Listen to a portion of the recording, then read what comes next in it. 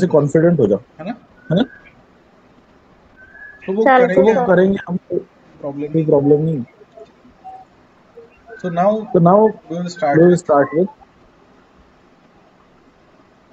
अब दिख रहा है अब दिख स्क्रीन? रहा है screen? Yes, sir. Screen is. दिख रही है ना? स्क्रीन दिख रही है ना? तो अब पढ़ते तो अब हैं पढ़ते हैं ecosystem. Ecosystem. Ecosystem. Book pen तो लेकर बुक पेन बैठते हो लेकर कि नहीं? बैठते हो कि नहीं? हाँ सर, नोट भी बनाते हैं। नोट्स बनाते हैं? हैं? चलिए, अच्छी चलिए, बात। अच्छी बात। तो so what is what is ecosystem? Ecosystem? Ecosystem Ecosystem is a self-sufficient self-sufficient, natural functional, ecological ecological unit unit comprising of comprising of living living organisms organisms and and non-living non-living organisms। organisms। ये तो ये तो अब वो वो definition है definition जो है आपको जो कहाँ आपको पर कहाँ लिखना पर लिखना पड़ती है? पड़ती है? थ्योरी में, थ्योरी में, है ना? है ना? हमने हमने इकोसिस्टम इकोसिस्टम की क्या डेफिनेशन पढ़ी है बेटा? Ecosystem is a study of, या ecology is a study of, ecology की इकोलॉजी की क्या डेफिनेशन डेफिनेशन पढ़ी हमने? पढ़ी हमने? Ecology is the ecology is the study study of of organism and organism its and its environment. Environment. Okay, okay, With requirement. हाँ, हाँ। Organism organism और उसका इन्वायरमेंट, ये किसका स्टडी है? It is the study of ecosystem, right? Ecology. Ecology. अब अब हमें ये पढ़ना है कि इकोसिस्टम क्या है, इकोसिस्टम इकोसिस्टम किसे कहते हैं? इकोसिस्टम क्या होती है? इकोसिस्टम, जैसे जैसे कि आप लोग यहाँ पर एग्जांपल देख पा रहे हो कि एक पॉन्ड है, कोई ग्रासलैंड है, कोई फॉरेस्ट है, डेजर्ट है, तो ये इकोसिस्टम अलग अलग। इकोसिस्टम क्या होती है कि एक self sufficient system, it is it is a self self sufficient, मतलब खुद खुद को खुद चला लेगी। It it is a self sufficient naturally functional ecological unit, जिसके अंदर दो चीजें हैं। ऑब्वियसली दो चीजें रहने वाली है, बायोलॉजिकल और बायोटिक फैक्टर्स और एबायोटिक फैक्टर्स। ओके, ओके, जो एक दूसरे से और उनका इन्वायरमेंट, जो एक जो एक दूसरे से इंटरेक्ट कर रहे हैं और एक stable self sufficient system develop कर रहे हैं। They are developing a stable self sufficient system. Okay, okay, तो ये है इकोसिस्टम। Okay, okay, ecosystem. तो इकोसिस्टम में क्या गया? ऑर्गेनिज्म। इकोसिस्टम में क्या गया? ऑर्गेनिज्म और उसका इन्वायरमेंट। अब इकोसिस्टम जो होता है, इकोसिस्टम इकोसिस्टम जैसे कि आपने यहाँ पर देखा है कि पॉन्ड इकोसिस्टम है, कोई बोल रहा है ग्रासलैंड इकोसिस्टम है, ठीक है? अगर आप माइक्रोबायोलॉजिस्ट हो, कितने लोग माइक्रोबायोलॉजी वाले आप में से? कोई नहीं। सब बॉटनी वाले हैं, सब बॉटनी के हैं। अच्छा, तो आपके बैच में कोई ऐसा कॉम्बिनेशन नहीं है कि बॉटनी विद माइक्रोबायोलॉजी, ऐसा कोई नहीं है, ठीक है? आपके पहले बैच में था वैसे। तो यहाँ पर बेटा जो इकोसिस्टम होता है उसकी बाउंड्री जो होती है, अगर मैं माइक्रोबायोलॉजिस्ट हूँ ना, तो मेरे लिए जो ये रिएक्शन वेसल होता है ना, ये जो एक कोनिकल फ्लास्क है, और इसके अंदर मैंने बैक्टीरिया कल्चर कर रखे हैं। तो ये भी मेरे लिए क्या हो गया? मैं इसे क्या कह सकता हूँ कि मेरी क्या हो गई? इकोसिस्टम हो गई। या अगर मैं फॉरेस्ट का स्टडी कर रहा हूँ तो फॉरेस्ट इकोसिस्टम है। अगर मैं एक वाटर बॉडी का स्टडी कर रहा हूँ, एक लेक का स्टडी कर रहा हूँ, तो मेरे लिए इकोसिस्टम क्या है? लेक है। तो ये बताइए कि कोई मुझे बताने वाला है कि देख तूने इसको इकोसिस्टम कहते हैं। ऐसा कुछ नहीं है कि इसको इकोसिस्टम कहते हैं। आप जितना एरिया सिलेक्ट करते हो स्टडी के लिए, आप जितना एरिया सिलेक्ट करते हो स्टडी के लिए, वो क्या बन जाता है? एक ecosystem. Is it Is it clear? So write down ecosystem doesn't have a specific boundary. Ecosystem doesn't have specific boundary. The boundaries are created by investigator,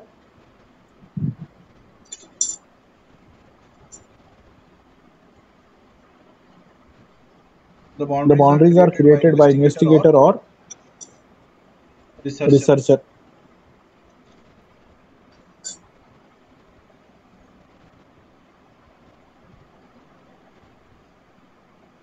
जो बाउंड्रीज है वो कौन क्रिएट करता है?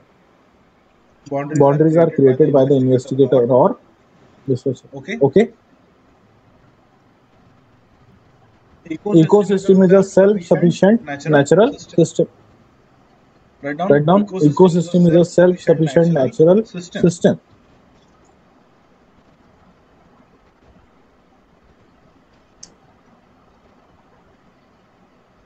that contains biotic and abiotic factors. That contains biotic and abiotic factors.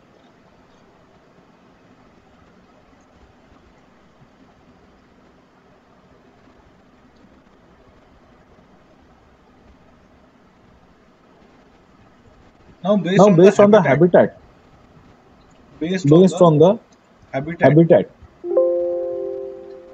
ecosystem can be classified into, based on the habitat, ecosystem can be classified into. जो ecosystem है वो किसमें क्लासिफाई की जा सकती है? Terrestrial ecosystem, ecosystem can be classified into terrestrial ecosystem या फिर aquatic ecosystem. हैबिटेट के दो तरीके से क्लासिफाई कर सकते हैं, टेरेस्ट्रियल इकोसिस्टम या एक्वाटिक इकोसिस्टम. टेरेस्ट्रियल इकोसिस्टम में कौन कौन आ गए?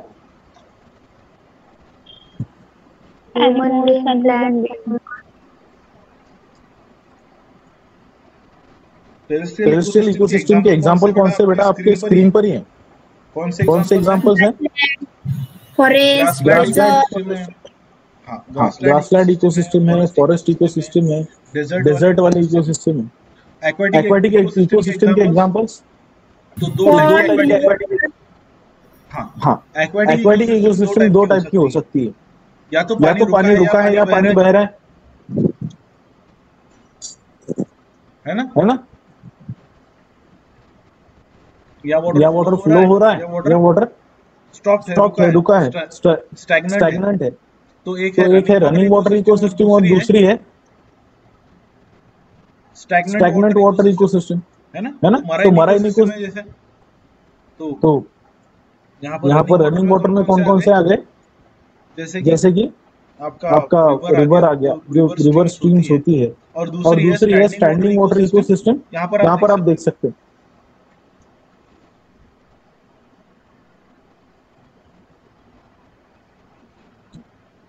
स्टैंडिंग वाटर, स्टैंडिंग या स्टैग्नेंट वाटर इकोसिस्टम. तो फिर उसमें पॉन्ड आ जाएगा, लेक आ जाएगा.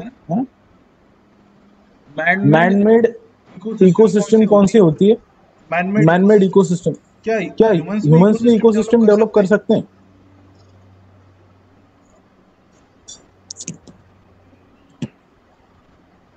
क्या ह्यूमंस इकोसिस्टम डेवलप कर सकते हैं? यस और नो? Yes sir. कौन सी बेटा? जैसे कि आपने एक श्वेत तारा बनाया, श्वेत तारा समझता है ना, तो वो आपने एक आर्टिफिशियल स्टैग्नेंट इकोसिस्टम बना दिया. और वो भी कैसे? एक्वाटिक. मैन-मेड आर्टिफिशियल इकोसिस्टम में और कौन सी इकोसिस्टम्स हैं? क्रॉपलैंड्स हैं, गार्डन्स हैं, है ना. ये सारी मैन-मेड आर्टिफिशियल इकोसिस्टम. तो इकोसिस्टम की दो टाइप्स हैं, एक तो नेचुरल है, दूसरी आर्टिफिशियल है. नेचुरल में एक आ जाती है एक्वाटिक और दूसरी आ जाती है टेरेस्ट्रियल. एक्वाटिक के अंदर फ्रेश वाटर और मराइन. फ्रेश वाटर में कौन सी आ जाती है? जैसे कि अभी वेटलैंड्स है, लोटिक है या लेंटिक है. और इधर से फिर इसके मराइन के एग्जांपल्स है, कोस्टल एरियाज है, अपवेलिंग रीजन्स है, ओपन ओशंस है. और टेरेस्ट्रियल में ग्रासलैंड है, डेजर्ट है और फॉरेस्ट.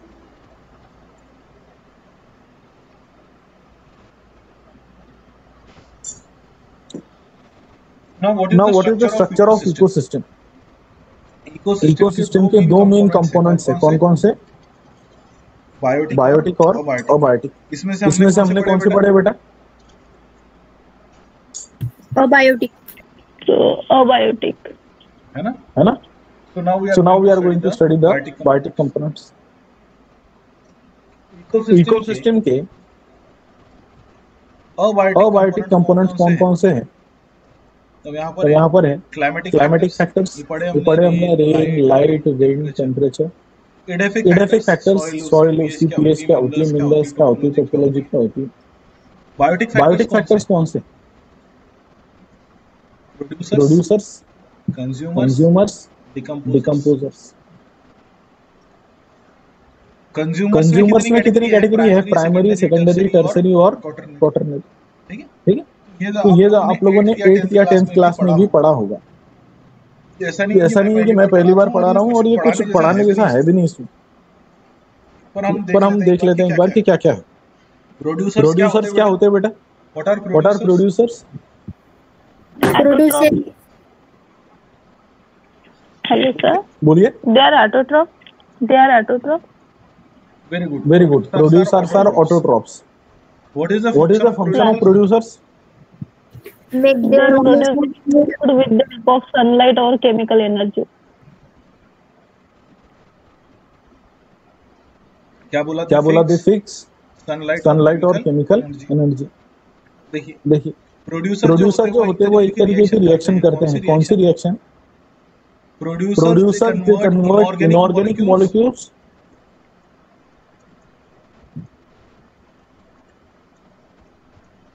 To organic molecules.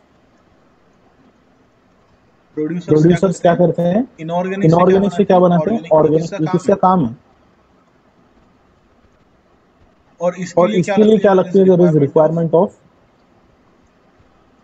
हम ये पढ़ते हैं ना बेटा कि C6H12O6 या ये तो इधर की रिएक्शन हुई। यहाँ पर CO2 plus H2O they will form Sunlight in the presence of sunlight. तो एनर्जी। अब ये रिएक्शन हमने देखी है। कौन सी रिएक्शन है? फोटोसिंथेसिस की। जहाँ पर CO2 प्लस H2O ये क्या बना देता है? C6H12O6। ये क्या है? इनऑर्गेनिक। ये कैसा है? ऑर्गेनिक। तो दुनिया में प्रोड्यूसर किसे कहते हैं? जो इनऑर्गेनिक से ऑर्गेनिक कन्वर्ट कर देता है बाय इन्वेस्टिंग एनर्जी, वो कौन है? प्रोड्यूसर। बोलिए। All those organisms which can convert inorganic molecules or which can synthesize organic molecules. देखिए, सुन लीजिए पहले फिर लिखना। All those organisms which can synthesize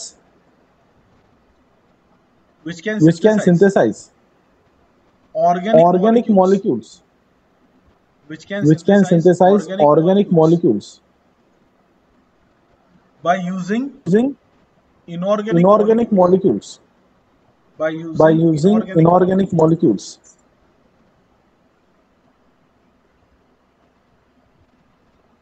They are called as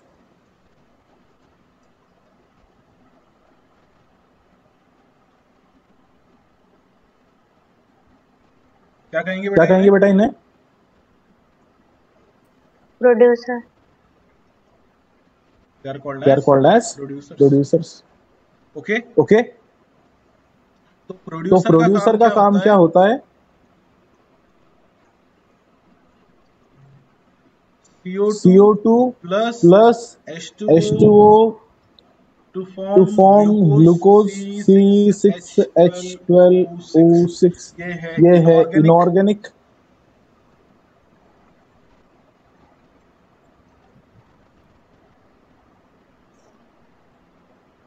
ये है इनऑर्गेनिक। ये है ना? ओके। अब ये बताइए मुझे कि चलो कार्बन तो इधर से मिल गया। ये लोग ये बाकी चीजें कहाँ से लेते हैं?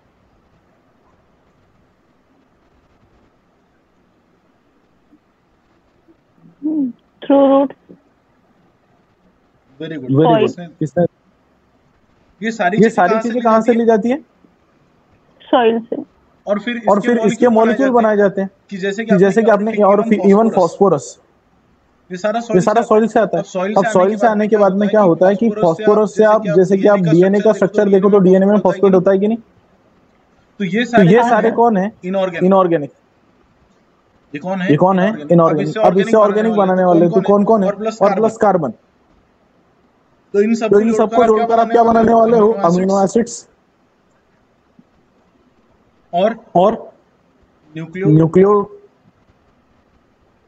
Nucleic acids. तो ये ये काम किसका होता है बेटा? ये सारा काम होता है किसका? प्रोड्यूसर का। Okay okay okay okay.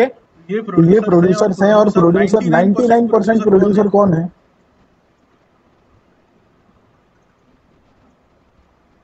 Plants. Plant. और इसमें सबसे ज्यादा कौन है पता है आपको? जो सबसे छोटा दिखता है। अब फॉरेस्ट होंगे मेन? नहीं, algae is the major producer on earth। सबसे बड़ा प्रोड्यूसर कौन है? एल्गी। और एल्गी होती है एक्वेटिक सिस्टम में।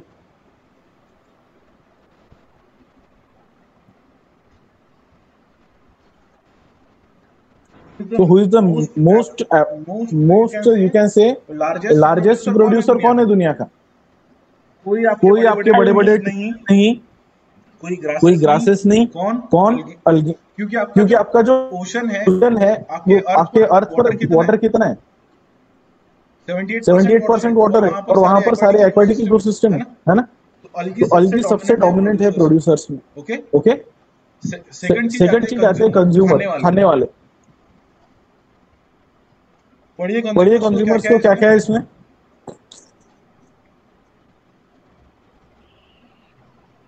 Animals they lack chlorophyll and they are unable to synthesize their own food, that's why they are dependent on producer।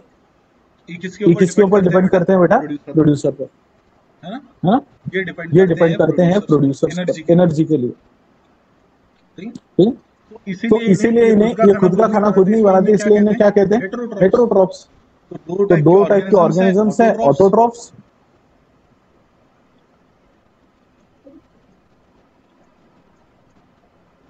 और heterotrophs.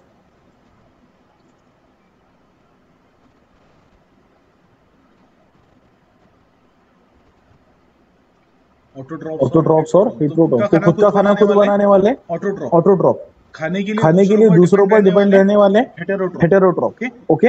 अब इसकी कुछ कैटेगरीज है। प्राइमरी कंज्यूमर, सेकेंडरी कंज्यूमर और टर्शियरी कंज्यूमर। प्राइमरी कंज्यूमर मतलब जो plant को खाता है।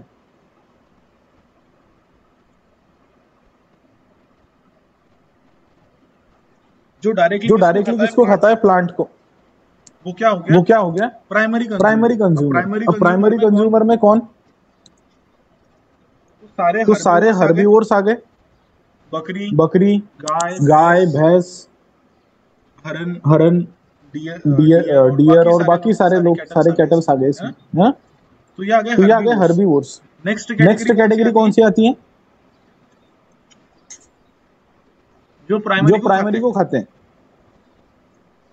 प्राइमरी को खाने वाले जैसे कि रैट को खाने वाला। अब रैट तो इधर आ जाता है सेकेंडरी। वो रैट क्या है कि वो ग्रेन्स भी खाता है और वो कीड़े भी खाता है।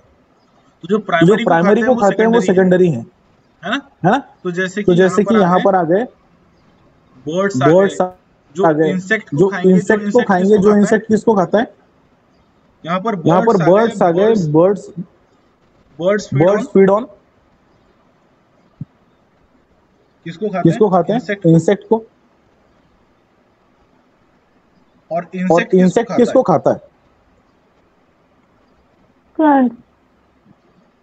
प्लांट लीफ को, है ना। तो ये जो इंसेक्ट है ये क्या हुआ? प्राइमरी। प्लांट लीफ क्या हो गया? और बर्ड क्या हो गए?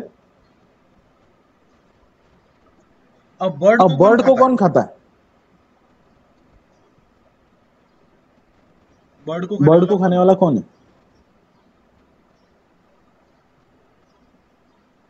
कोई है जो बर्ड को खाता है ना सर, ह्यूमन बीइंग।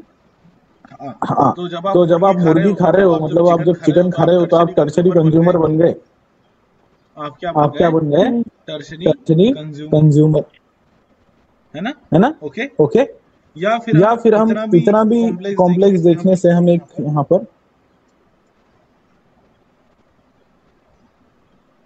पर एक स्लाइड ऐड करके आपको बता देता हूँ कि यहाँ पर कैसे हमने पढ़ना है, क्योंकि इनका जो एग्जाम्पल है वो काफी कंफ्यूजिंग है। इनके जो एग्जाम्पल्स है वो कंफ्यूजिंग है स्लाइड में। लैपटॉप अगेन हैंगला, लैपटॉप जो है फिर से हैंग हो चुका है, और थोड़ा सा ही हैंग हुआ होगा, तो देखते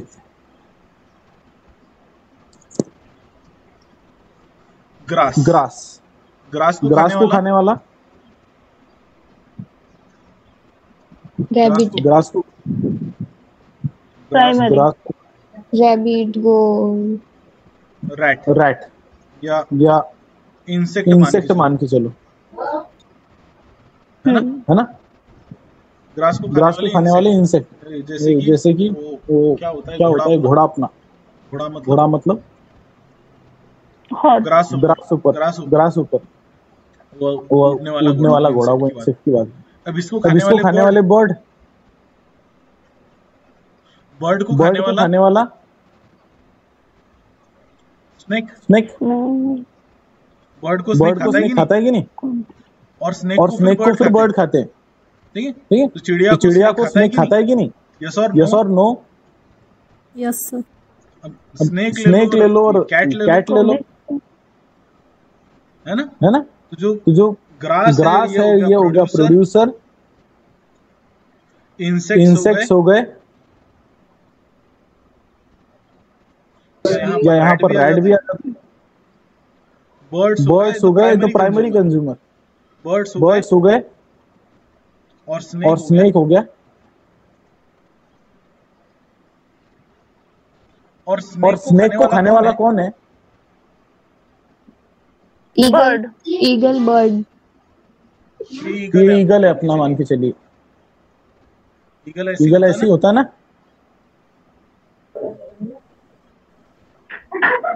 ईगल उड़ने वाला, तो इसको खाने वाला कौन है? ईगल।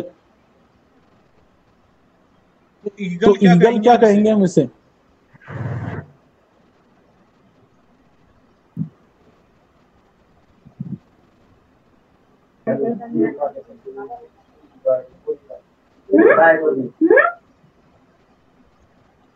क्या कहेंगे इसे?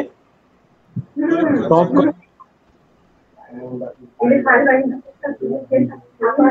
Eagle top consumer. Okay sir आवाज नहीं आ रही है। हेलो सर आवाज नहीं आ रही है, मेरी आवाज नहीं आ रही है? किसी का माइक ऑन है। उसके 2 मार्क इंटरनल के कम करता हूँ मैं, इसका माइक ऑन है। अब देखते हैं सेकंड डिकम्पोजर। ये सबसे जितने आप दुनिया में सोचते हो ना कि प्रोड्यूसर जितने इम्पोर्टेंट है, उससे ज्यादा या उतना ही इम्पोर्टेंस कौन रखते हैं? डिकम्पोजर।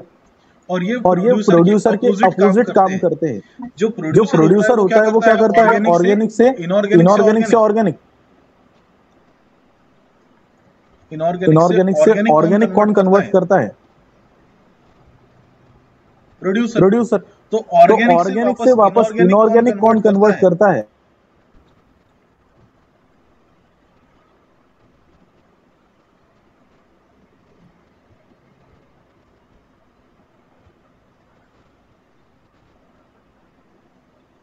ये तो प्रोड्यूसर है।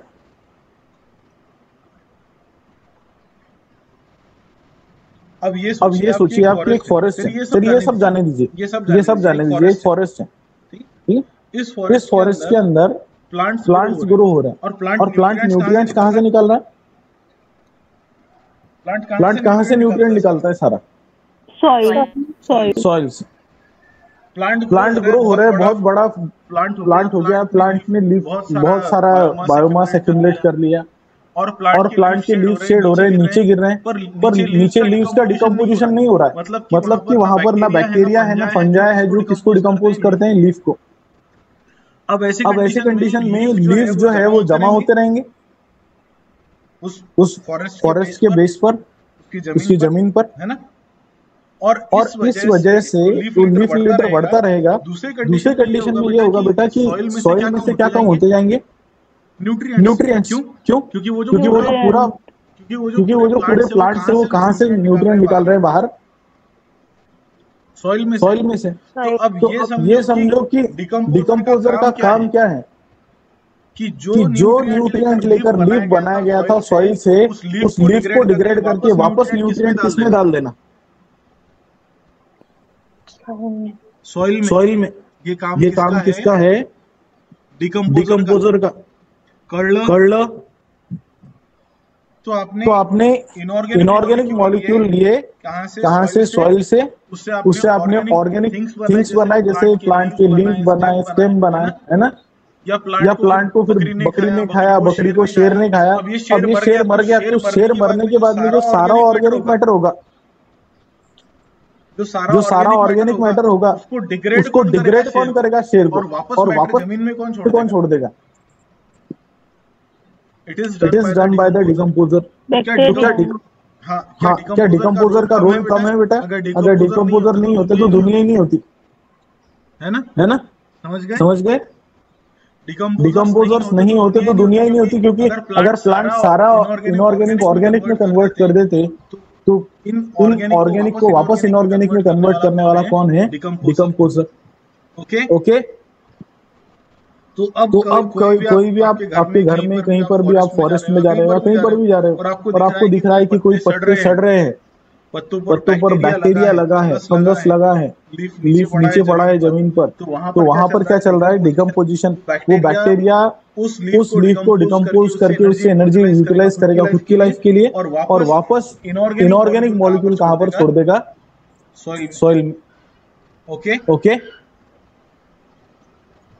Is it clear? बारिश के दिनों में आप लोग देखते होंगे कि जो लकड़ी के लट्ठे होते हैं, कोई प्लांट कट के पड़ा है, और उस लकड़ी के लट्ठों पर फंजाई ग्रो होती है। छतऱ्या निघतात ना त्याच्यावर। अब समझा छतरी। मशरूम। ठीक है, दो मशरूम जो निकलते हैं वो क्या है, बेसिकली डिकम्पोजर्स हैं। ओके। तो यहाँ पर क्या है देखिए, decomposers include variety of saprophytic microorganisms like bacteria, bacillus species के, क्लोस्ट्रिडियम स्पीशीज के, pseudomonas, fungi, aspergillus, ganoderma, fusarium, actinomycetes जैसे कि streptomyces. They attract the dead और decaying bodies of organism. They attack on, not attract, किसके ऊपर attack करते हैं।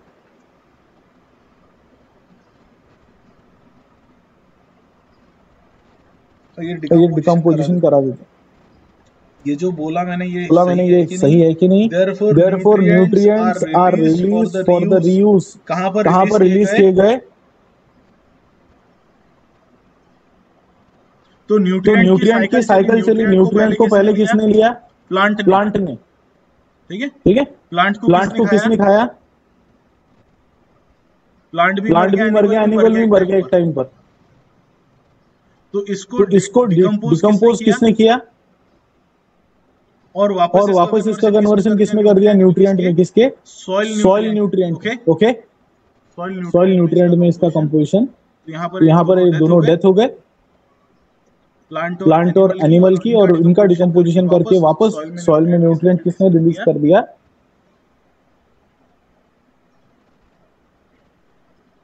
Decomposer. Okay. अब देखिए अबायोटिक फैक्टर देख रखे हमने। तो क्लाइमेटिक फैक्टर, रेन, टेम्परेचर, ये सारे देख रखे हैं। एडिफिक फैक्टर देख रखे हैं, that are related to soil. Now the functions of ecosystem: energy flow, food chain, food web, nutrient cycles और इकोलॉजिकल साइकिल। तो न्यूट्रिएंट साइक्लिंग आपको है नहीं, इकोलॉजिकल पिरामिड्स है आपको, है ना। आपको न्यूट्रिएंट साइकिल है कि नहीं? नाइट्रोजन की साइकिल अगर नहीं है ना आपको, कार्बन साइकिल, नाइट्रोजन साइकिल है कि नहीं है?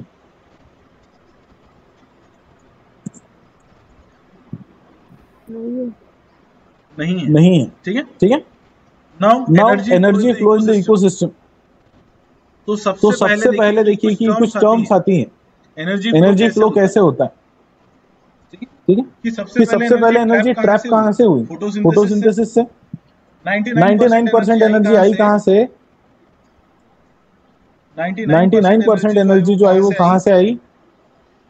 That comes from sun, or that is photosynthesis. Photosynthesis is a chemical reaction where green plants use water and carbon dioxide to form glucose. तो ये पहली स्टेप है प्रोडक्शन की। जो ग्लूकोज कन्वर्ट किया जा रहा है या जो प्लांट प्रोडक्शन कर रहे हैं, प्लांट जो भी बायोमास प्रोडक्शन कर रहे हैं, the biomass produced by plant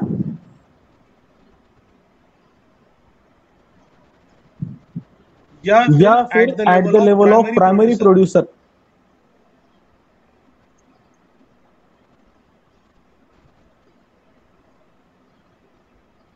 इसे क्या कहते हैं बेटा? Primary production. इसे क्या कहते हैं? Primary production. What is primary production? कि कोई आप एक ट्री देख रहे हो तो उतना बड़ा ट्री ग्रो हुआ है, वो ट्री ने सारी चीजें कहाँ से लिए? या तो सॉइल से लिए या कार्बन डाइऑक्साइड एयर से लिए, है ना? बाकी सारी चीजें सॉइल से ली, कार्बन डाइऑक्साइड एयर से लिया। तो जो ट्री का बायोमास है वो क्या है? Primary production. Okay okay okay okay, yes और नो? Yes sir. अब एक प्लांट मान के चलिए, कौन सा प्लांट लेते हो आप? ऐसा प्लांट बताओ जिसके पत्ते हर्बिवोर्स खाते हैं।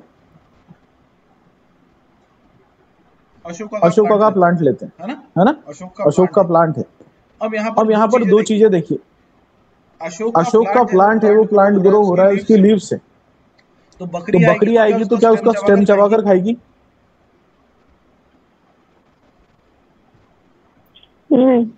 नहीं, है ना? वो क्या खाएगी? सिर्फ पत्ते खाएगी, है कि नहीं? तो अगले ट्रॉपिक लेवल को देने के लिए उसके पास क्या है? सिर्फ पत्ते ही तो है ना? कोई ग्रास भी ग्रो हो रहा है तो वो सिर्फ ग्रास का जो एरियल सरफेस है उतना ही खा सकती है ना। बकरी क्या वो ग्रास को उस सॉइल में से सिंग डालकर उसको निकालेगी और उसके रूट्स भी खा लेगी? ऐसा होगा क्या? बकरियां क्या खाएगी? सिर्फ पत्ते खाएगी। तो जो भी झाड़ी झुड़ुप होगा उसकी सिर्फ पत्ते खाएगी और पीछे स्टेम और बहुत सारी चीजें छूट जाएंगी। तो जो आप सामने के लेवल को दे सकते हो वो है नेट प्राइमरी प्रोडक्शन। यहाँ पर ये देखते हैं पहले ग्रॉस और नेट क्या है ये देखते हैं। तो सामने के लेवल को दे सकते हो वो कितना बायोमास होता है ये देखते हैं। पर यहाँ पर देखिए दो है, एक ग्रॉस प्राइमरी प्रोडक्शन है और एक नेट प्राइमरी प्रोडक्शन। अब ये ग्रॉस और नेट क्या है ये देखते हैं। The total amount of biomass accumulated या chemical energy stored per unit area is net primary gross primary production. क्या आपने कितना फोटोसिंथेसिस किया, उससे कितना बायोमास बना, ये क्या हो गया? एनपीपी। ये हो गया NPP, that is net primary production. Okay, ये हो गया GPP, sorry GPP not NPP, this is GPP, gross primary production. अब नेट प्राइमरी प्रोडक्शन क्या हो? जैसा आप हो, आप अभी जिंदा हो तो आप एक काम कर रहे हो कि आप एनर्जी का लॉस कर रहे हो, और वो किस फॉर्म में लॉस कर रहे हो? आप एनर्जी को लूज कर रहे हो कि नहीं? आप एनर्जी किस फॉर्म में लॉस कर रहे हो बेटा? एटीपी एंड हीट के फॉर्म में और एटीपी के फॉर्म में। चलिए देखते हैं क्या होता है। ये कोई प्लांट है, ये भी एनर्जी का लॉस करता है क्या? कोई प्लांट है क्या ये एनर्जी का लॉस करता है? यस। प्लांट क्या करता है? देखिए कोई प्लांट है तो ये जो प्लांट है ये एनर्जी का फिक्सेशन कैसे करता है? फोटोसिंथेसिस से, है ना? तो फोटोसिंथेसिस से क्या कर देता है कि CO2 प्लस H2 इससे क्या बना देता है? है ना?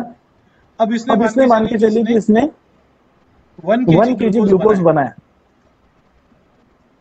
ठीक है, तो 1 kg क्या हो गया इसका ग्रॉस प्राइमरी प्रोडक्शन। कितना ग्लूकोज बनाया, 1 kg पे हो गया इसका ग्रॉस प्राइमरी प्रोडक्शन। अब ये जिंदा रहने के लिए खुद ग्लूकोज को यूटिलाइज करेगा कि नहीं, यस और नो। तो इस 1 kg में से मान के चलिए इसने 400 ग्राम कितना 400 ग्राम ग्लूकोज का कन्वर्शन कर दिया। ग्लूकोज इज यूज्ड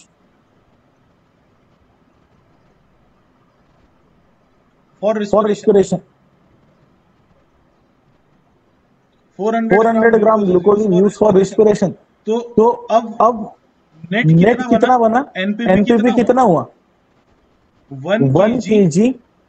अब हाथ में कितना है, 1 kg माइनस 400 ग्राम, या दूसरे शब्दों में कहे तो 1000 ग्राम माइनस 400 ग्राम।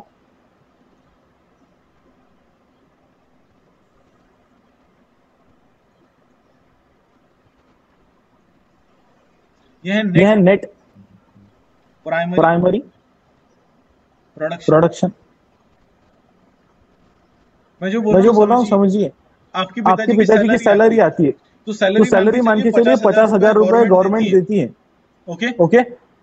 तो क्या 50 के 50,000 रुपए हाथ में आते हैं, नहीं। इसमें से पिताजी बोलते हैं कि मेरा कुछ पीपीएफ कटता है, कुछ इनकम टैक्स कटता है ना, कुछ जो लोन है वो कटता है, आपने कुछ लोन ले रखा है, उसके पैसे कटते हैं, और हाथ में कट कर 35,000 रुपए हाथ में मिलते हैं। तो 50,000 रुपए गवर्नमेंट ने आपको दिए, ये क्या हो गई, ग्रॉस सैलरी। इसको हम कहेंगे ग्रॉस सैलरी। लोगों को दुनिया में ये सैलरी पता होती है, बापा चला तो 80,000 रुपए पगार है, और उसके हाथ में एक्चुअली कितना मिलता है महीना चलाने के लिए, LIC काटकर 35,000 रुपए। ये क्या नेट सैलरी। तो प्लांट ने बेचारे ने मेहनत करके कितना 1 किलो ग्लूकोज बनाया था, है ना। उसमें से कितना खर्च हो गया उसका, 400 ग्राम। तो उसके ग्रॉस कितना था, 1 kg ग्लूकोज। नेट कितना है, 400 ग्राम यूज कर लिया खुद की लाइफ के लिए, तो पीछे कितना बचा, 600।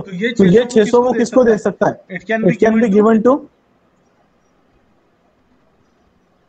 Next trophic level,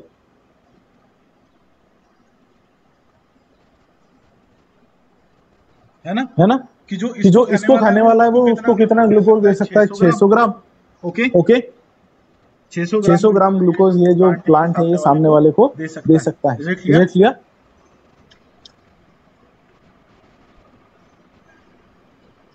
okay, yes sir. So this is the net primary production and gross primary production. What is net primary production, anyone? पहले तो ग्रॉस बताइए, ग्रॉस प्राइमरी प्रोडक्शन क्या है, right it down.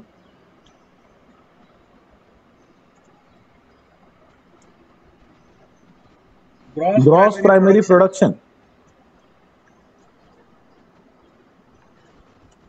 Gross primary production is the amount of biomass produced. It is the amount of biomass produced in the photosynthesis.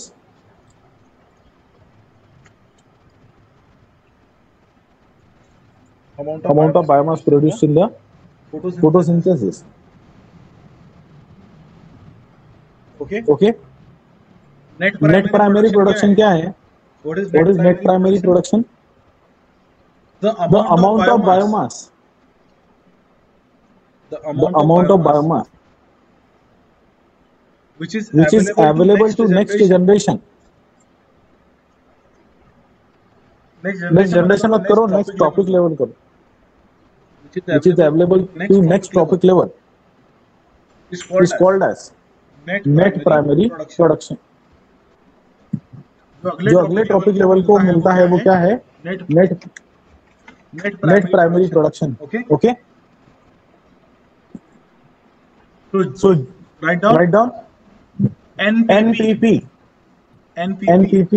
That is net primary production is equal to, बोलिए formula क्या होगा?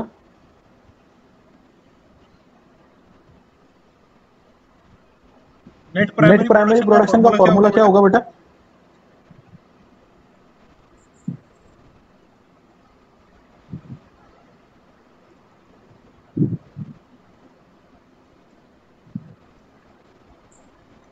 Gross primary production minus respiratory loss, है ना? सीधे net primary production क्या होगा? Photosynthesis minus, समझ गए? Photosynthesis minus respiration. आपने फोटोसिंथेसिस से कितना बायोमास बनाया और सामने कितना दिया? Okay, is it clear? Yes sir. अब ये देखिए कि जैसे प्रोड्यूसर है, प्रोड्यूसर में अगर 1000 किलो कैलोरी एनर्जी है तो कंज्यूमर जब इसको खाता है तो उसको कितनी एनर्जी मिलती है? सिर्फ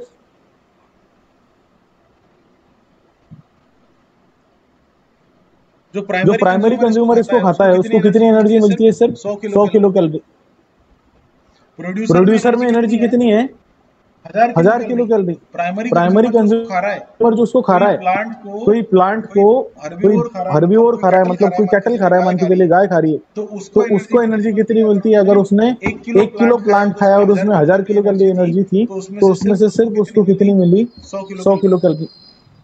क्योंकि बहुत सारा ऐसा मटेरियल होता है जिसे एनर्जी यूज नहीं कर सकते, जैसा कि सेलुलोज वाला कंपोनेंट है। आप सेलुलोज को डिग्रेड कर नहीं सकते, है ना? तो सेलुलोज पूरा वेस्ट हो जाता है, वो फाइबर के फॉर्म में एक्सक्रीशन से निकल जाता है।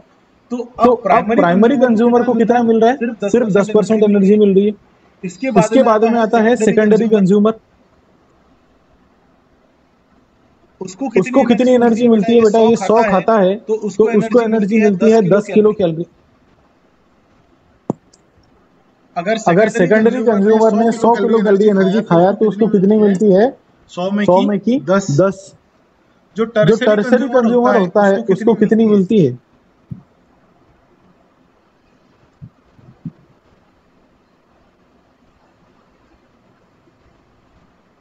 टर्सरी कंज्यूमर या टॉप कंज्यूमर कहते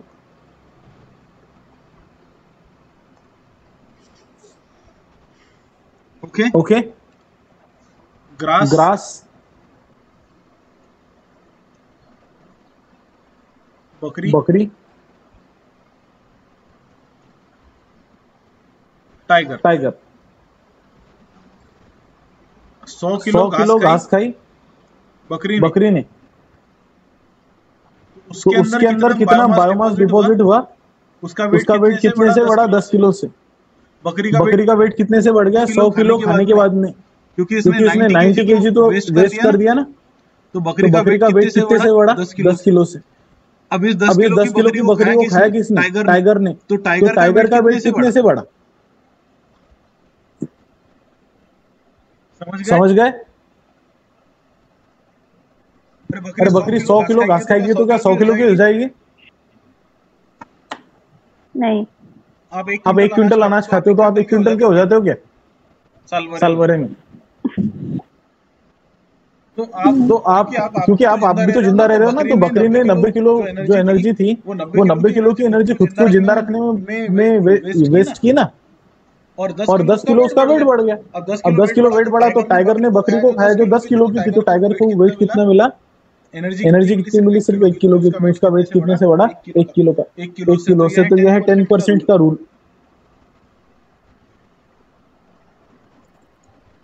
कि आप एक ट्रॉपिक लेवल से अगले ट्रॉपिक लेवल में कितनी एनर्जी भेजते हो? मात्र एक ट्रॉपिक लेवल से अगली ट्रॉपिक लेवल में सिर्फ कितनी एनर्जी भेजते हो? 10%। ओके, 10%। तो यह है 10% का लॉ। 10% का लॉ है।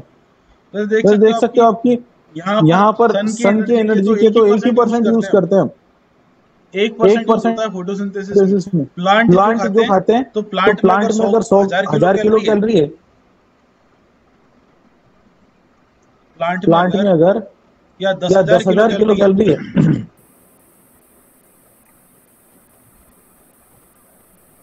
तो जो रैबिट होता है उसमें कितनी पहुंचती है? इसने पूरा का पूरा प्लांट खा लिया तो इसमें कितनी पहुंचती है? 1000।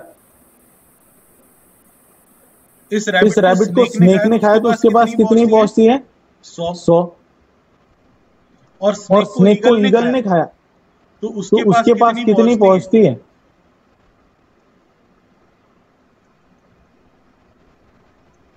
Okay okay.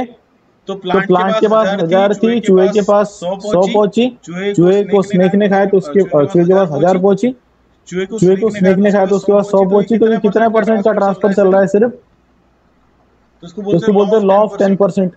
एक ट्रॉपिक लेवल से अगले ट्रॉपिक लेवल में कितनी एनर्जी?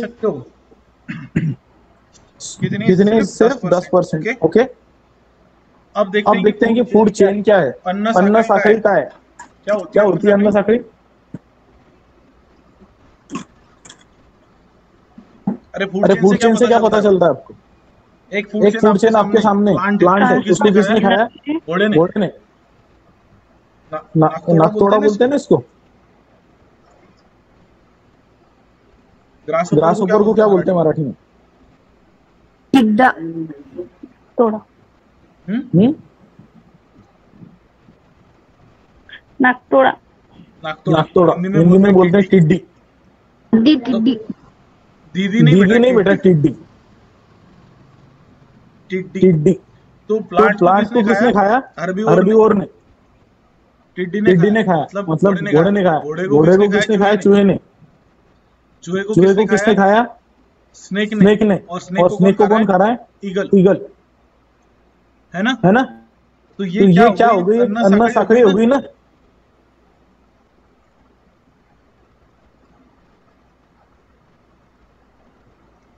ये सारी फूड चेन हो गई। और ये बता रहा है कि एनर्जी किधर जा रही है? कि प्लांट की एनर्जी हर्बीवोर में चली गई थी, हर्बीवोर की एनर्जी कार्निवोर में चली गई, कार्निवोर 1 में, कार्निवोर की एनर्जी कार्निवोर 2 में, और इसकी एनर्जी हल्क या फिर ये आपको दिख रहा है इसमें। तो ये है food chain. Food chain is the transfer of energy and nutrients through the series of organisms with repeated process of eating and being eaten। तो मैं किसी को खा रहा हूँ, कोई मुझे खा रहा है। तो इस लाइन में जो है कि हर आदमी वो किसी को खाता है और उसको कोई खाता है, बेचारे प्लांट को छोड़कर। प्लांट सन की एनर्जी को खाते हैं। तो जो डियर है वो प्लांट को खाता है, डियर को खाने वाला टाइगर है। Okay, is it clear? तो एक लाइन में जो है वो फूड चेन है। फूड चेन की टाइप कौन कौन सी है देखिए। ग्रेजिंग फूड चेन है। ग्रेजिंग फूड चेन मतलब जो किससे चालू होती है? डियर से चालू होती है, ग्रेजर से चालू होती है। Grazing food chain.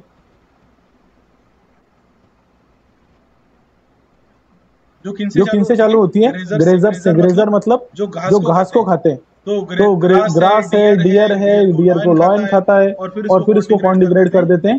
Decomposer. Okay.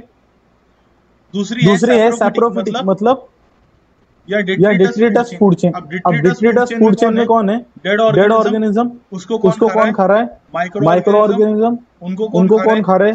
Earthworm को कौन खा रहा है? बर्ड को कौन खा रहा है? वुल्फ को कौन डिकम्पोज कर रहा है? डिकम्पोजर। ओके। और एक है पैरासिटिक चेन। एनिमल से, जैसे भैंस है। अब भैंस की पीठ पर क्या होते हैं? गोचिड़ होते हैं। गोचिड़ है ना? गोचिड़ है या जू है। आपके सर में जू है, जिसके भी सर में हो, इसके सर में जू है। देखते हैं, अभी चैट में से देखता हूँ कि हर्षल के सर में सपोज जू है या फिर पायल के सर में जू है। तो पायल के सर में की जो जू है वो पायल के ऊपर हो गई, पायल हो गई होस्ट। और उसको जू जो है वो क्या हो गई? सही सर। अरे तो थी नहीं क्या, बचपन में कभी तो होगी ना? नाही, बचपन मध्ये केसच नव्हते जास्त. ठीक है बाबा, तो मान के चलिए कि लालू प्रसाद यादव है, लालू प्रसाद यादव के सर में जू है, तो लालू प्रसाद हो गया एनिमल होस्ट, उसके सर में की जो हो गई टिक, मतलब वो उसके ऊपर फीड कर उसका खून पी रही है ना? अब ये टिक्स जो है या ये जू जो है, अब वो जो गोचिड है, उसको गोचिड को बर्ड खाता है, बर्ड को ईगल खाता है ना? और उसको डिकम्पोज कर देते हैं। तो यह है पैरासिटिक फूड चेन। कौन सी फूड चेन? पैरासिटिक, क्योंकि यहाँ पर कौन है? पैरासाइट। तो जो फूड चेन पैरासाइट से शुरू होती है वो पैरासिटिक फूड चेन। जो फूड चेन हर्बीवोर से शुरू होती है, से स्टार्ट होती है, जो फूड चेन हर्बीवोर से स्टार्ट होती है वो कौन सी है बेटा? ग्रेजिंग, है ना? जो फूड चेन हर्बीवोर से स्टार्ट होती है वो ग्रेजिंग है, और जो फूड चेन डिकम्पोजर से स्टार्ट होती है वो कौन सी है? Detritus food chain. ओके, तो शुरू कहां से हुई, इसकी बेस पर उसकी क्लासिफिकेशन है। फूड वेब क्या है? अन्न जाड़े क्या होते हैं? Right down. Food webs are basically interconnecting food chains. Food webs are basically what are food webs?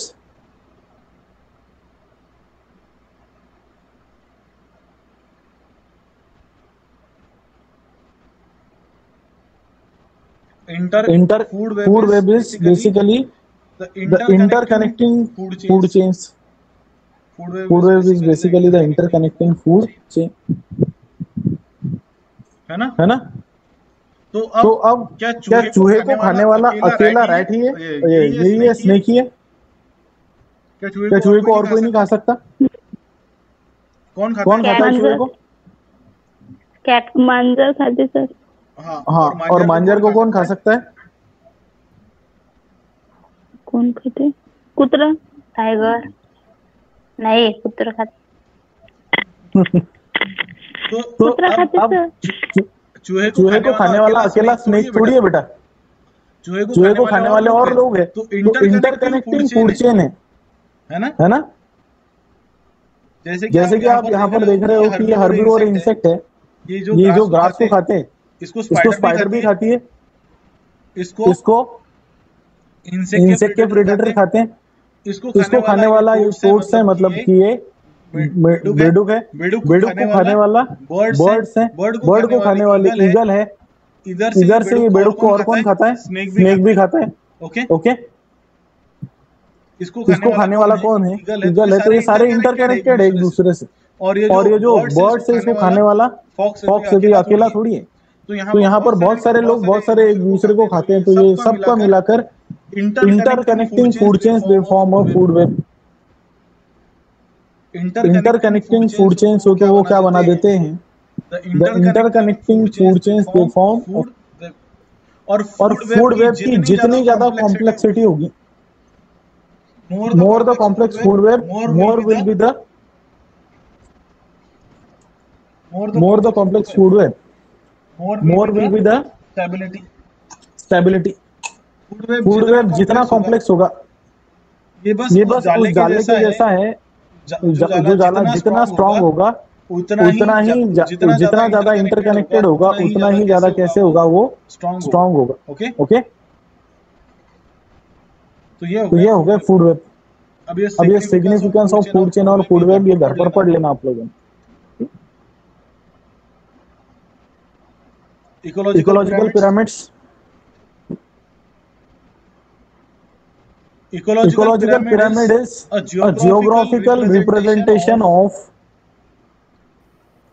relative amount of energy or matter contained with each tropic level. अभी हमने देखा, हमने कल एक पिरामिड देखे। कौन से पिरामिड देखे? पॉपुलेशन का पिरामिड देखा है ना, एज का पिरामिड देखा है। तो यहाँ पर हमने बताया था कि बूढ़े कितने हैं, या यहाँ पर हमने बताया था कि प्री रिप्रोडक्टिव वाले कितने हैं, रिप्रोडक्टिव वाले कितने हैं और पोस्ट रिप्रोडक्टिव वाले कितने, है ना। अब हम यहाँ पर किसको लेंगे, हम यहाँ पर जो पिरामिड डिजाइन करेंगे, यहाँ पर अलग अलग क्राइटेरिया लेंगे कि उस ट्रॉपिक लेवल में, पहले तो अब हम यहाँ पर एक ट्रॉपिक लेवल को मान के चलेंगे। जैसे कि ट्रॉपिक लेवल क्या होती है,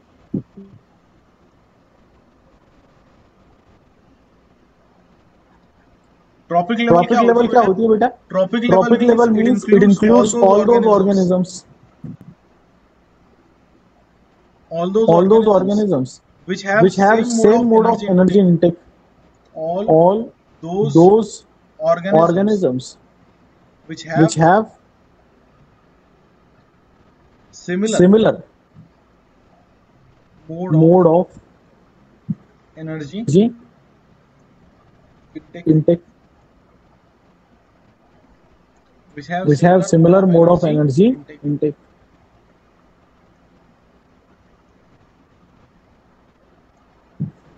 जैसे कि सारे के सारे सनलाइट से एनर्जी लेते हैं, तो ट्रॉपिक लेवल कौन सी हुई बेटा? प्रोड्यूसर की। समझ में आ रहा है कि सारे के सारे सनलाइट से एनर्जी लेते हैं, तो ये ट्रॉपिक लेवल होगी प्रोड्यूसर की। सारे के सारे पत्तों को खाकर जीते हैं, या सारे के सारे प्लांट पर फीडिंग करते हैं, तो ट्रॉपिक लेवल कौन सी होगी? कंज्यूमर की, है ना। समझ में आ रहा है कि नहीं? ट्रॉपिक लेवल समझ में आ रही है कि जैसे कि यहाँ पर अब ट्रॉपिक लेवल में आप जैसे देखो कि सबसे बेस में ट्रॉपिक लेवल होगी प्रोड्यूसर की, उसके ऊपर C1 आते हैं, मतलब कंज्यूमर 1, मतलब जैसे कि यहाँ आपकी कैटल्स, यहाँ पर कौन आ गया आपके प्रोड्यूसर में? प्लांट। और यहाँ पर कौन आ गया आपके? C2 का मतलब कौन हो गया कि कंज्यूमर्स ऑफ C1, तो जैसे कि टाइगर आ गया, है ना। अंडरस्टूड। तो ये जो है ये सारे घास को खाने वाले या प्लांट्स को खाने वाले, हर्बीवोर को खाने वाले कार्निवोर C1, उसको खाने वाले उससे ऊपर, ऐसे ये लेवल चलती रहेगी। अब इसमें हमें कौन कौन से पिरामिड देखने हैं? बहुत सिंपल है, pyramid of number, pyramid of energy और पिरामिड ऑफ बायोमास। ये याद रखना कि pyramid of number is upright and inverted. ये ऐसा भी होता है, इसको बोलते हैं अपराइट, इसको बोलते हैं inverted. Okay, this is the meaning of inverted and this is the meaning of upright. Pyramid of energy ये कैसा रहता है? अपराइट। पिरामिड ऑफ बायोमास ये कैसा रहता है? Upright as well as inverted. तो दुनिया का कौन सा पिरामिड कभी भी इन्वर्टेड नहीं हो सकता?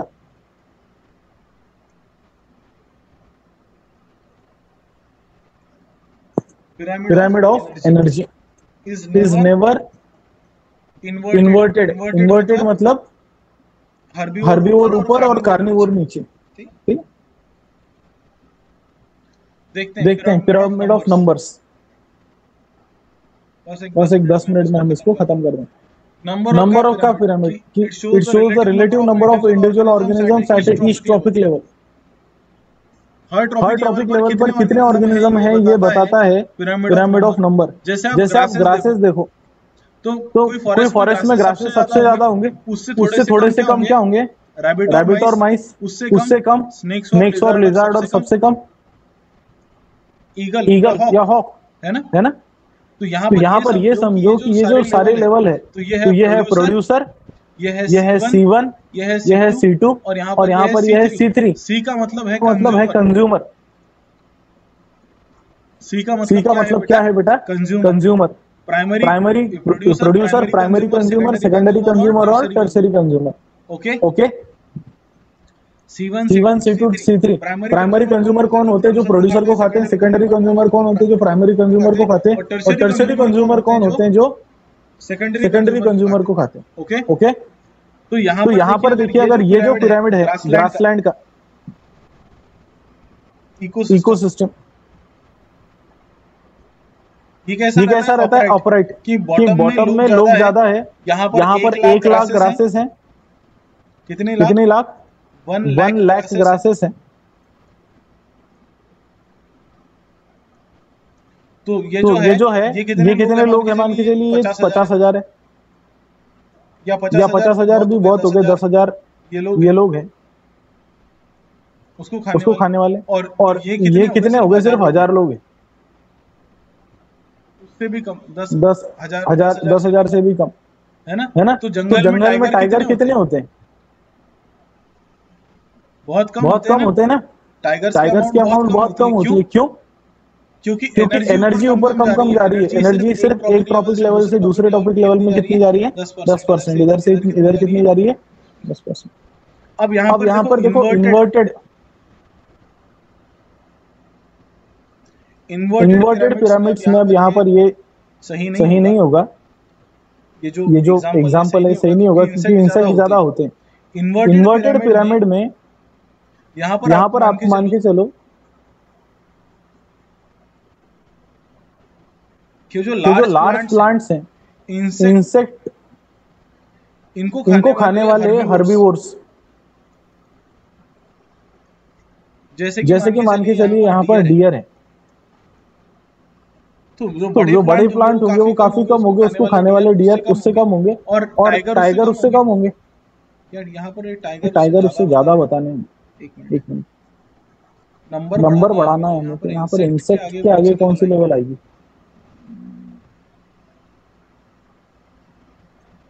इन्वर्टेड पिरामिड में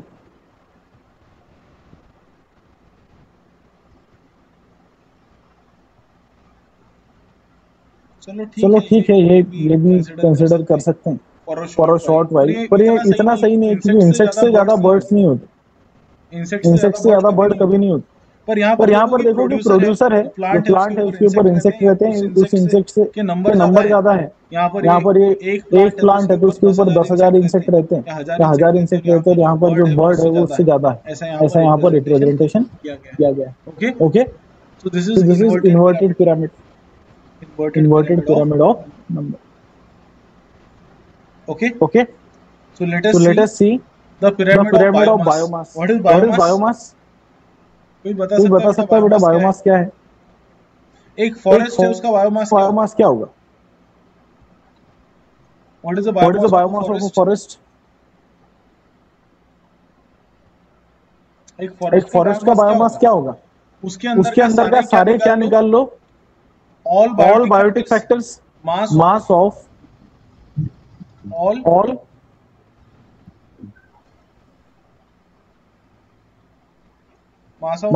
biotic factors, yes or no? कि सारे पत्ते ले लो, है ना? सारे प्लांट्स ले लो, सारे एनिमल ले लो, तो बायोमास है।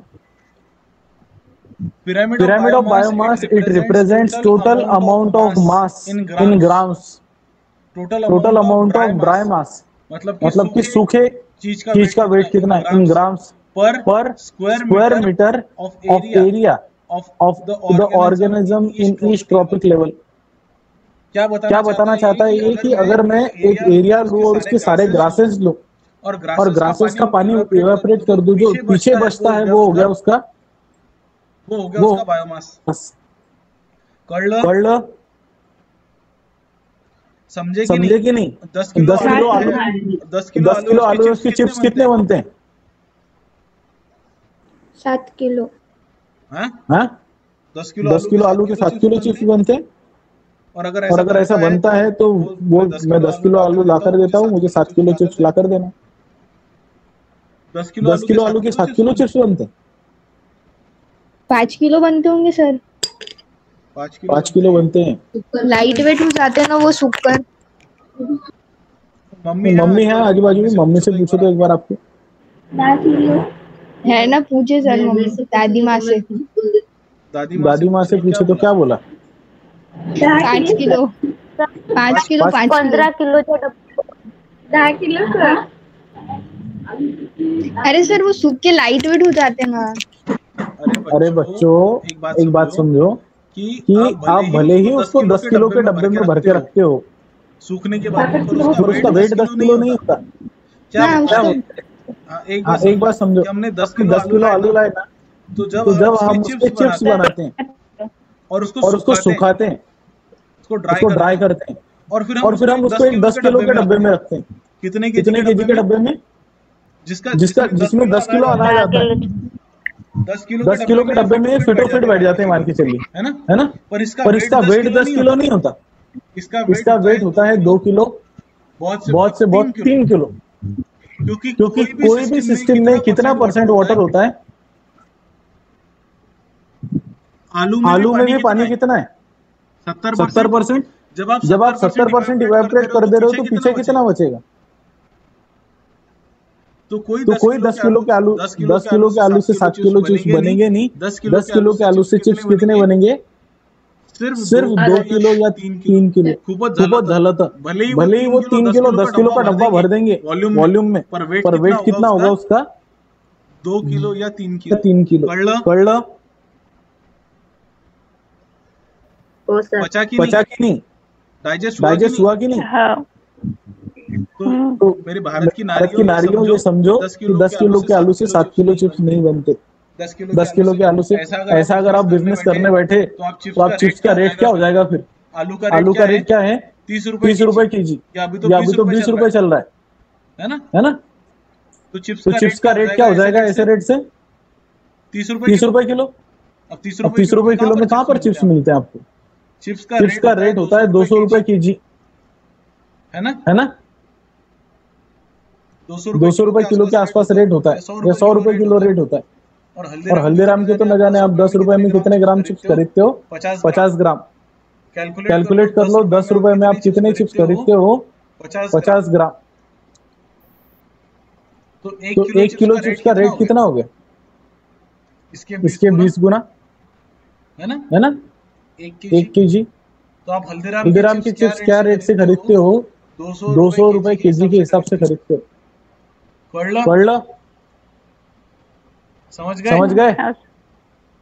तो हल्दीराम वाले 10 किलो आलू लिया, उस 10 किलो आलू के कितने चिप्स बने? 2 किलो। उसमें से उसने 400 रुपए कमाया। 400 रुपए मतलब 400 रुपए कमाएगा उसमें से, है ना। 2 किलो आलू से ये 10 केजी से कितने पैसे कमाएगा? 400 रुपए। खर्च कितना किया था 10 किलो आलू पे? 200 रुपए। ओके, 200 रुपए इन्वेस्ट किया, 400 रुपए कमाए।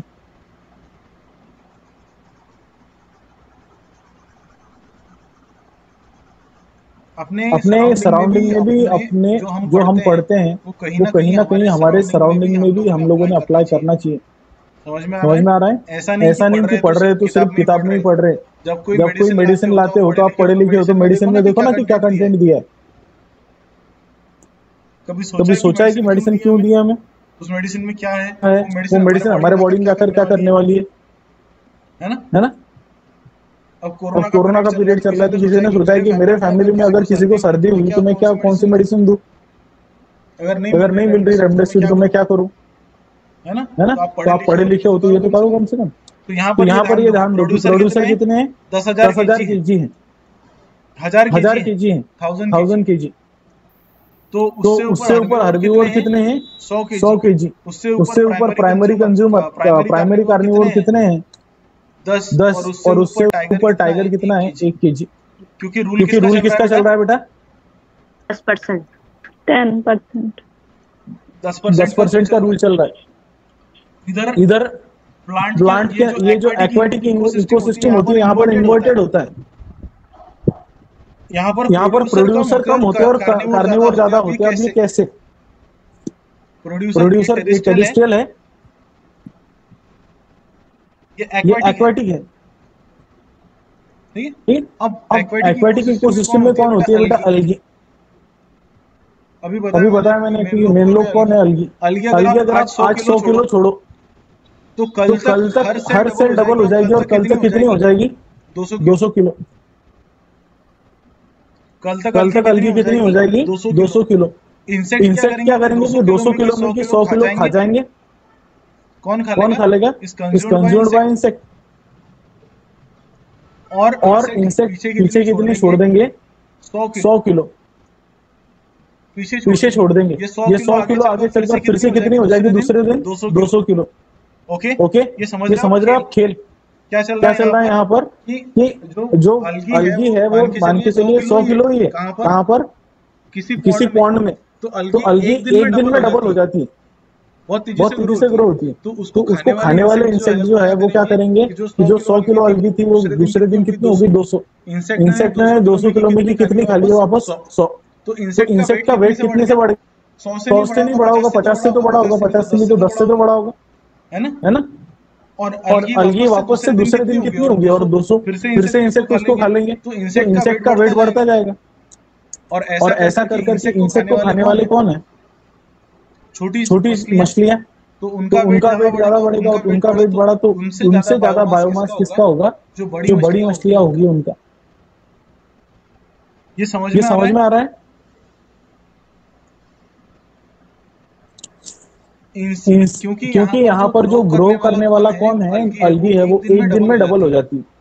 तो आज 100 किलो अलगी है, वो आज 100 थी, कल 200 होगी, कल उसको इंसेक्ट ने आधा कर दिया, वापस 100 कर दिया खाकर। तो इंसेक्ट का बायोमास मान के चलिए जो 10 किलो से बढ़ गया दूसरे दिन। उसके बाद में उसने अलगी को एक दिन और ग्रो होने दिया, तो अलगी दूसरे दिन वापस से कितनी होगी? 200। तो इंसेक्ट ने दूसरे दिन और खाया तो उसका और 10 किलो से वेट बढ़ गया।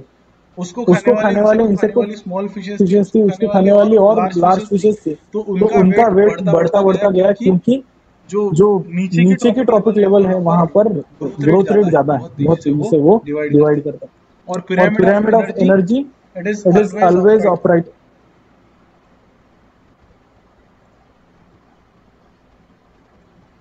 यहाँ पर क्या है?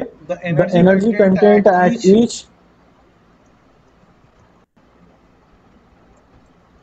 Each trophic level.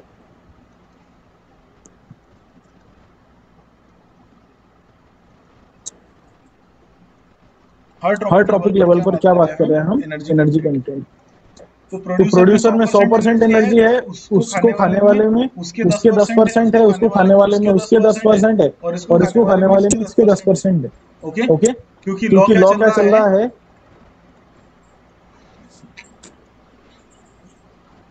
10% का लॉ चल रहा है। Is it clear? Okay. Yes sir. ठीक है बेटा। अब ये जो बाकी का है इकोलॉजिकल सक्सेशन, ये मैं कल पढ़ाऊंगा आपको। और कल आपका क्लास होगा कि नहीं ये कंफर्म नहीं है, क्योंकि कल मुझे जाना है कॉलेज। ओके, तो कल क्लास कितने बजे होगा ये आपको मैसेज करके बताया जाएगा, होगा कि नहीं होगा एकदम ये भी बताया जाएगा। Is it clear? Okay sir. Yes sir. हाँ, अब सिर्फ एक मिनट रुकना है। आपका जो सिलेबस है उसमें कल हम इकोलॉजिकल सक्सेशन पढ़ लेंगे, है ना? Ecological structure, food chain, food web, energy flow model पढ़ लिया हमने। इकोलॉजिकल सक्सेशन कल पढ़ा दूंगा। आप लोगों के लिए होमवर्क क्या है बेटा इसमें?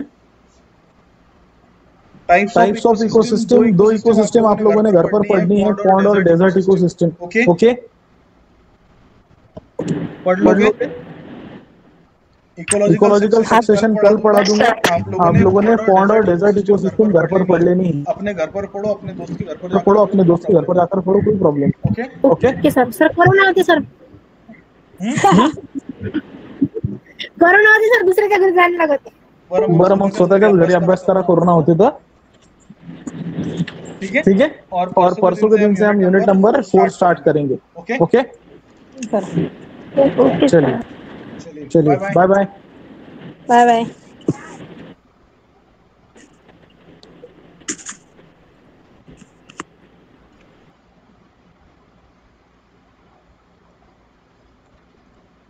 तेजा भाई